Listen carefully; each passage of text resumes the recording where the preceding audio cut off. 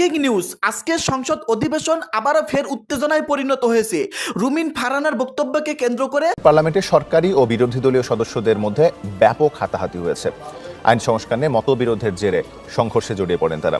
আজ ফের রুমিন ফারহানার বক্তব্যকে কেন্দ্র করে উত্তাল পুরো সংসদ। তারেক রহমানকে চোর বলে আখ্যায়িত করায় বিএনপির এমপিরা রুমিন ফারহানার উপর আক্রমণ করে সংসদের মধ্যেই। আমাদের কম খরচে দেখা যায় যে বাংলাদেশ থেকে যারা যায় তাদের খরচ ভারত থেকে বা পাকিস্তান থেকে যারা যায় তাদের কয়েক গুণ বেশি। আপনার অভিযোগ তো গুরুতর, আপনার নোটিশের স্লিপটা আপনি এখানে দেবেন। প্রবাসীরা যাতে সরকারি চ্যানেল বা বৈধ চ্যানেল ব্যবহার করে বিদেশে যায় সেই ব্যাপারে তাদের মধ্যে অ্যাওয়ারনেস বা সচেতনতা তৈরির জন্য মন্ত্রণালয় কি কাজ করছে। আসসালামু আলাইকুম প্রিয় দর্শক, ভিডিও শুরুতে কিছু ভিডিও অংশবিশেষ দেখেছেন, দেখে বুঝতে পেরেছেন আজকের এই ভিডিওটা কতটা গুরুত্বপূর্ণ হতে যাচ্ছে। দর্শক, ভিডিওটি না টেনে সম্পূর্ণ দেখবেন, আর আমাদের চ্যানেল নতুন হয়ে দেখলে চ্যানেলটি সাবস্ক্রাইব করে আমাদের সাথে থাকবেন। দর্শক, চলুন ভিডিওগুলো দেখে আসি। মাননীয় স্পিকার, আমি আপনার মাধ্যমে মাননীয় প্রবাসী কল্যাণ ও বৈদেশিক কর্মসংস্থান মন্ত্রীর দৃষ্টি আকর্ষণ করছি। মাননীয় স্পিকার, বাংলাদেশের অর্থনীতি যে ভিত্তির উপর দাঁড়িয়ে আছে তার একটা হচ্ছে রেমিটেন্স, এবং সম্ভবত রেমিটেন্স হচ্ছে বাংলাদেশের অর্থনীতির ভিত্তির সবচেয়ে শক্তিশালী একটা ভিত।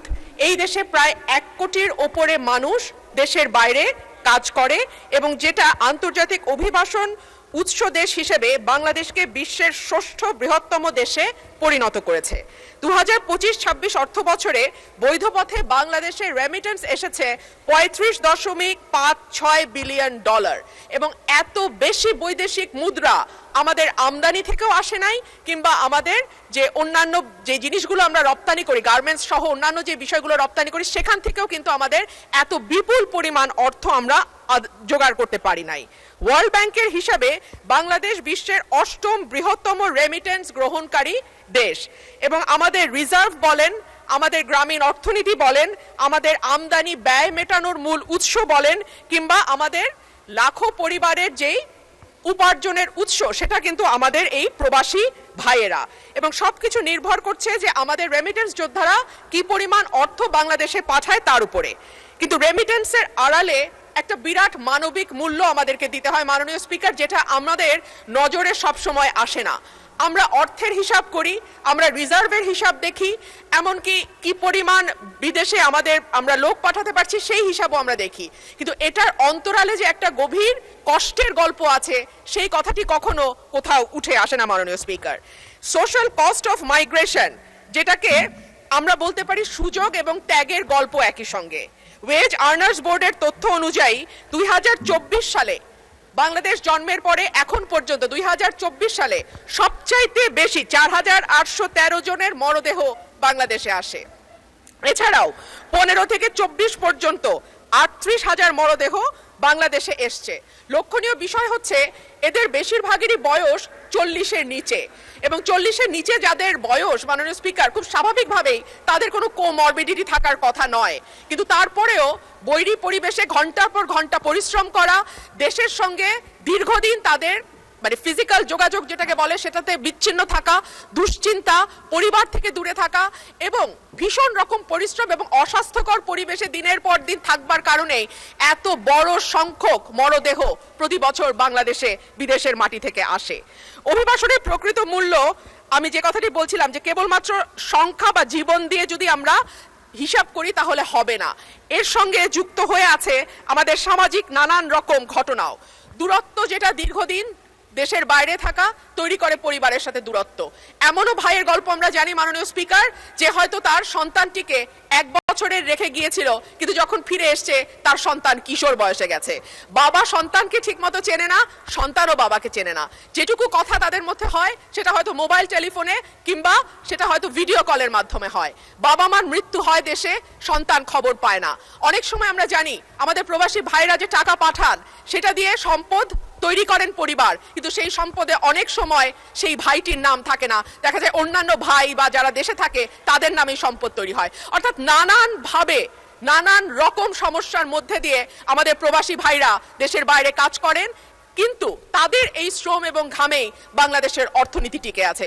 মাননীয় স্পিকার, আপনার মাধ্যমে প্রবাসী কল্যাণ এবং বৈদেশিক কর্মসংস্থান বিষয়ক মন্ত্রীর কাছে আমার প্রশ্ন, দক্ষ জনশক্তি পাঠানোর ব্যাপারে সরকার কি কি উদ্যোগ গ্রহণ করছে? কারণ আমরা জানি, আমরা যে শ্রমশক্তি বাইরে পাঠাই তাদের অনেকেরই ভাষাগত দক্ষতা নাই, কিংবা যেই কাজের চুক্তিতে তারা দেশের বাইরে যায় সেই কাজের ব্যাপারেও তাদের সবসময় যে খুব পরিষ্কার ধারণা থাকে বা দক্ষতা থাকে তা নয়। কিন্তু আমরা যদি দক্ষ শ্রমশক্তি বাইরে পাঠাতে পারি তাহলে দেখা যাবে যে আমাদের বৈদেশিক মুদ্রা এখন যা আসে $35 বিলিয়ন, তার চেয়েও বেশি হয়তো আমরা আনতে পারবো, এবং যারা দেশের বাইরে যাচ্ছে তারাও একটা সম্মানজনক অবস্থায় যেতে পারবে। মাননীয় স্পিকার, আপনার মাধ্যমে মাননীয় মন্ত্রীর কাছে আমার প্রশ্ন।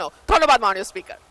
মাননীয় সদস্য, আমার সামনে যে পেপারটা আছে, প্রশ্নটা বোধ হয় পাসপোর্ট রিনিউয়ালের ব্যাপারে না। আপনি মূল প্রশ্নটা আগে করেন, because he took the preparation for this one. পরবর্তীতে অন্য একটা প্রশ্ন করলে আপনি ওদিকে যেতে পারেন। মূল প্রশ্নে একটু দয়া করে আসেন প্লিজ। Thank you.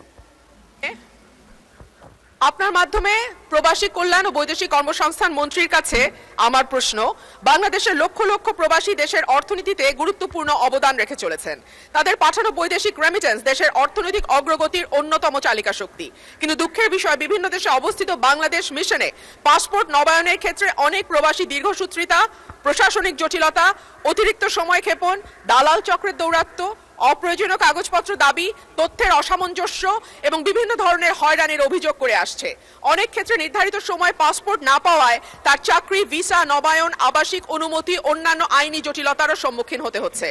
এছাড়াও বিদেশে কোনো প্রবাসীর মৃত্যু হলে বিনা খরচে বা সরকারি খরচে তার মরদেহ নিজ পরিবারের কাছে হস্তান্তর করার ব্যবস্থা করতে হবে। বিমানবন্দরে হয়রানি বন্ধ, লাগেজ চুরি, ভিসা ও মেডিকেল ফি, মেডিকেল সেন্টার দুর্নীতি ও অতিরিক্ত ফি আদায় বন্ধ করা সহ সকল ব্যবস্থা আরও সহজীকরণের জন্য আমি মন্ত্রী মহোদয়ের দৃষ্টি আকর্ষণ করছি। ধন্যবাদ মাননীয় স্পিকার। আপনাকেও ধন্যবাদ মাননীয় সদস্য। মাননীয় প্রবাসী কল্যাণ ও বৈদেশিক কর্মসংস্থান মন্ত্রী জনাব আরিফুল হক চৌধুরীকে এ বিষয়ে তার সংক্ষিপ্ত বিবৃতি প্রদানের জন্য আহ্বান জানাচ্ছি। ধন্যবাদ মাননীয় মন্ত্রী। মাননীয় স্পিকার, আপনাকে ধন্যবাদ। আপনার মাধ্যমে মাননীয় সংসদ সদস্য, তাকেও ধন্যবাদ। আপনাকে প্রবাসী বাংলাদেশের পাসপোর্ট নবায়ন প্রক্রিয়া অনিয়ম, হয়রানি ও সেবার মান উন্নয়ন এ বিষয়ে নোটিশ দেওয়ার জন্য মাননীয় সংসদ সদস্য রুমিন ফারহানাকে ধন্যবাদ জ্ঞাপন করছি। মাননীয় স্পিকার, মাননীয় সংসদ সদস্যের উত্থাপনীয় নোটিশে পাসপোর্ট নবায়ন প্রক্রিয়ার অনিয়ম, হয়রানি ও সেবার মান উন্নয়ন বিষয়টি স্বরাষ্ট্র মন্ত্রণালয় সংশ্লিষ্ট। বিমানবন্দরে হয়রানি বন্ধ, লাগেজ চুরি সংক্রান্ত বিষয়টি বেসামরিক বিমান ও পর্যটন মন্ত্রণালয় এবং ভিসা নবায়ন বিষয়টি পররাষ্ট্র মন্ত্রণালয়ের আওতাধীন। আমি অনুরোধ করব মাননীয় সদস্য এ বিষয়ে যদি সংশ্লিষ্ট মন্ত্রণালয়ের মন্ত্রী মহোদয়ের কাছে নোটিশ দেন তাহলে উক্ত নোটিশের যথার্থ উত্তর পাওয়া যাবে। তবে প্রবাসী কল্যাণ ও বৈদেশিক কর্মসংস্থান মন্ত্রণালয় প্রবাসী বাংলাদেশিদের সামগ্রিক কল্যাণ নিশ্চিত করতে সংশ্লিষ্ট সকল মন্ত্রণালয় ও সংস্থার সঙ্গে সমন্বয় করে কাজ করে যাচ্ছে। মাননীয় স্পিকার, বর্তমান সরকার ক্ষমতায় আসার পর থেকে বিদেশে মৃত্যুবরণকারী রেমিটেন্স যোদ্ধা প্রবাসীদের মরদেহ দেশে আনার সহজতর করা হয়েছে।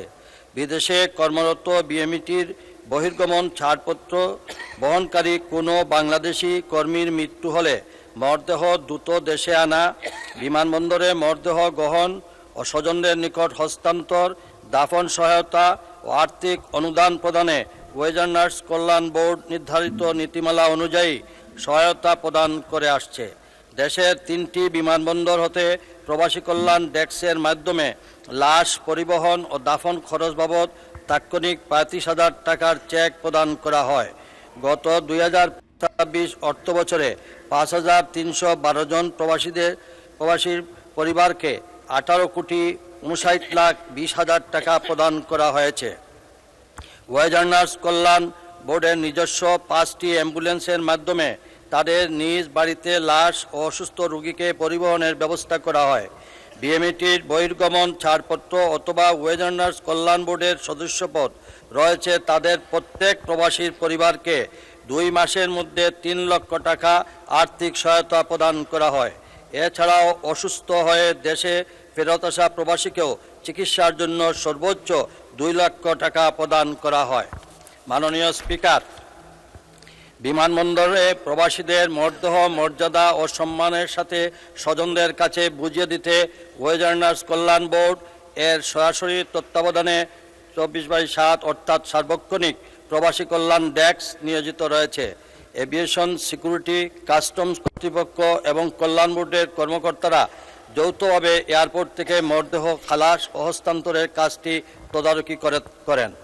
মাননীয় স্পিকার, বিদেশ গমনেচ্ছুক কর্মীদের স্বাস্থ্য পরীক্ষার মেডিকেল ফি স্বাস্থ্য অধিদপ্তর কর্তৃক নির্ধারণ করা হয়ে থাকে। এ পর্যন্ত 181টি মেডিকেল সেন্টারকে প্রবাসী কল্যাণ ও বৈদেশিক কর্মসংস্থান মন্ত্রণালয়ের তালিকাভুক্ত করেছে। বিদেশগামী কর্মীদের স্বাস্থ্য পরীক্ষার জন্য তালিকাভুক্ত মেডিকেল সেন্টারসমূহ নিয়মিত তদারকি করা হয়। কোনো অনিয়ম বা অতিরিক্ত ফি আদায়ের অভিযোগ থাকলে সংশ্লিষ্ট প্রতিষ্ঠানের বিরুদ্ধে ব্যবস্থা গ্রহণ করা হয়। মাননীয় স্পিকার, মাননীয় সংসদ সদস্য রুমিন ফারহানা এর প্রবাসী বাংলাদেশিদের পাসপোর্ট নবায়ন প্রক্রিয়া, অনিয়ম, হয়রানি ও সেবার মান উন্নয়ন বিষয়ে যদি আরও কোনো সুনির্দিষ্ট প্রস্তাব বা মতামত থাকে তিনি তা আমাদেরকে অবহিত করলে সেই বিষয়ে প্রয়োজনীয় ব্যবস্থা গ্রহণ করা হবে। মাননীয় স্পিকার, প্রবাসীদের সেবা আরও সহজ ও সমন্বিত হয়রানিমুক্ত করার লক্ষ্যে প্রবাসী কল্যাণ ও বৈদেশিক কর্মসংস্থান মন্ত্রণালয়ের উদ্যোগে সংশ্লিষ্ট মন্ত্রণালয় ও সংস্থার প্রতিনিধিদের সমন্বয়ে একটি আন্তঃমন্ত্রণালয় কমিটি গঠনের প্রস্তাব প্রেরণের সিদ্ধান্ত গ্রহণ করা হয়েছে। এই কমিটির মাধ্যমে পাসপোর্ট, বিমানবন্দর সেবা, ভিসা, মেডিকেল সহ প্রবাসীদের বিভিন্ন সেবায় বিদ্যমান সমস্যাগুলো সমন্বিতভাবে পর্যালোচনা করে প্রয়োজনীয় ব্যবস্থা গ্রহণ করা হবে। প্রবাসী বাংলাদেশিদের কল্যাণ, নিরাপত্তা ও সেবার মান উন্নয়নে সরকার সর্বোচ্চ গুরুত্ব দিয়ে কাজ করে যাচ্ছে এবং ভবিষ্যতেও এ কার্যক্রম অব্যাহত থাকবে। মাননীয় স্পিকার, ধন্যবাদ। আপনাকেও ধন্যবাদ মাননীয় মন্ত্রী। মাননীয় সদস্য রুমিন ফারহানা, আপনি এ বিষয়ে একটি প্রশ্ন করতে পারেন যদি থাকে। ধন্যবাদ আপনাকে। মাননীয় স্পিকার, আপনাকে অসংখ্য ধন্যবাদ। মাননীয় স্পিকার, বেকারত্ব তো আমাদের বিরাট একটা সমস্যা। সরকারি হিসেবে প্রতি বছর 25 থেকে 30 লক্ষ বেকার যুবক কর্মবাজারে প্রবেশ করে, কিন্তু বেসরকারি হিসাব বলছে এটি কোটির ওপরে। সো এরকম জায়গায় আমরা দেখি যে প্রবাসে যারা যেতে চায় তাদের অনেকে বৈধ উপায়ে যেতে পারেন না। কেউ কেউ দেখা যায় ভূমধ্য সাগর পাড়ি দিয়েও পশ্চিমের দেশগুলো, ইটালি বা জার্মানি, এই দেশগুলোতে যাওয়ার চেষ্টা করে। সো আমি আপনার মাধ্যমে মাননীয় মন্ত্রীর কাছে জানতে চাই যে আমাদের কম খরচে, দেখা যায় যে বাংলাদেশ থেকে যারা যায় তাদের খরচ ভারত থেকে বা পাকিস্তান থেকে যারা যায় তাদের কয়েক গুণ বেশি। সো এই খরচ কি করে কমিয়ে আনা যায় এবং প্রবাসীরা যাতে সরকারি চ্যানেল বা বৈধ চ্যানেল ব্যবহার করে বিদেশে যায় সেই ব্যাপারে তাদের মধ্যে অ্যাওয়ারনেস বা সচেতনতা তৈরির জন্য মন্ত্রণালয় কি কাজ করছে? ধন্যবাদ মাননীয় স্পিকার। মাননীয় সদস্য, আপনাকেও ধন্যবাদ। মাননীয় মন্ত্রী, ধন্যবাদ। মাননীয় স্পিকার, আপনাকে ধন্যবাদ। আমরা এই ব্যাপারে মাননীয় সংসদ সদস্যকে অবহিত করতে যাচ্ছি যে আমরা এই ব্যাপারে একটি কমিটি তৈরি করা হয়েছে। আমরা এই সরকার দায়িত্ব নেওয়ার পর থেকে এই নদীপথে বা বিভিন্ন অবৈধ পথে আমরা এটা রোধ করতে সক্ষম হয়েছি এবং একই সাথে আমরা যাতে ল কস্টে আমাদের দেশের নাগরিকদেরকে আমরা বিদেশে প্রেরণ করতে পারি তার জন্য আমরা আমাদের জাতীয় কার্যক্রমগুলো গ্রহণ করা হয়েছে। ইনশাআল্লাহ আমরা ল কস্টের মাধ্যমেই আমরা লোকবল প্রেরণ করতে পারবো। ধন্যবাদ। এবং এই ব্যাপারে আমরা আমাদের একটি কমিটি গঠন করা হয়েছে, সেই কমিটির মাধ্যমে সার্বক্ষণিকভাবে মনিটর করা হচ্ছে। ধন্যবাদ।